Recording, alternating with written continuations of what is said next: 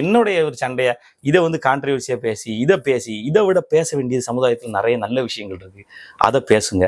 நானே முழுமையாக பணிஞ்சிட்டேன்ல, வேண்டாம், அவ்வளோதான், முடிஞ்சு. இதை மறந்துடுங்க. இதை மறந்துட்டு அடுத்த நல்ல விஷயத்துக்கு போகும்.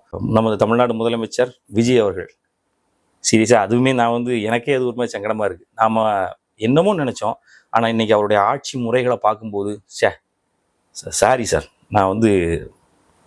நான் நினச்சதே வேற, நீங்கள் வேற. உங்களை நம்பினவங்க எல்லாருக்கும் நீங்கள் சல்யூட், சூப்பராக பண்ணிட்டீங்க. அது நம்ம தனியாக இன்னொரு வீடியோவில் பேசுவோம். ஓகே, ஸோ இதுதான் விஷயம். அது மாதிரி இந்த யூடியூப் சேனல் சகோதரர்களுக்கு நான் சொன்ன விஷயம் தான். நான்லாம் சாதாரண ஒரு மனிதன். என்னுடைய ஒரு சண்டையை இதை வந்து கான்ட்ரவர்சியாக இதை விட பேச வேண்டியது சமுதாயத்தில் நிறைய நல்ல விஷயங்கள் இருக்குது. அதை பேசுங்க. நானே முழுமையாக பணிஞ்சிட்டேன்ல, வேண்டாம், அவ்வளோதான், முடிஞ்சு. இதை மறந்துடுங்க. இதை மறந்துட்டு அடுத்த நல்ல விஷயத்துக்கு போகும்.